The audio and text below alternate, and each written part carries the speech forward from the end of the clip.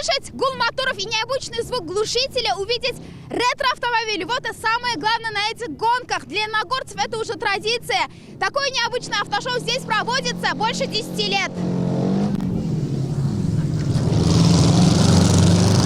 Айдар Васыхов здесь впервые. Специально для гонок купил 50-летний запорожец. Но фору даст еще многим иномаркам, уверен хозяин. Купил я у соседа, так как он бывший участник. Этот автомобиль уже участвует 6-й год.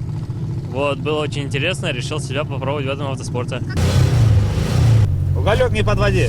Марсель Бадыков на гонках 10-й год. 4-жды выигрывал Кубок Бакирова. Здесь главные технические данные раритетов, говорит опытный гонщик. Мне лучше Запорожец нравится. Он проходимый, лучше, резвей и в обслуживании легче. В этом году гонки приурочили к 75-летию Победы и разыграли кубок на имя Героя Советского Союза Гильми Багаудинова. В районе Сарабикулова родился наш Герой Советского Союза Гильми Багаудинов. Вот, он один из 12 героев. И соревнования приурочены как раз-таки к этому событию. Приехал с деревни Каркалей, участвую на соревнованиях 3-й год.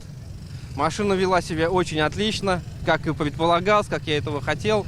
Трасса очень мне понравилась. Длина трассы 2,5 километра. Тут нет особых правил, но безопасность главное. Значит, дуги должны быть.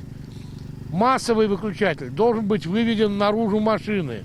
Если что-то случилось, чтобы судья мог подбежать, выключить эту массу. Болеть за своих приехали сотни зрителей. Праздничное настроение. Гонки тоже хорошие, очень даже. Вообще хорошо.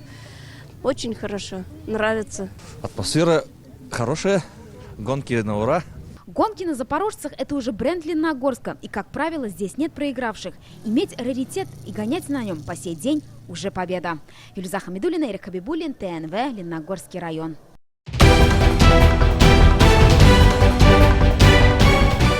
Все новости дня, выпуски программы «Новости Татарстана», программы и фильмы на сайте tnv.ru и на YouTube-канале ТНВ.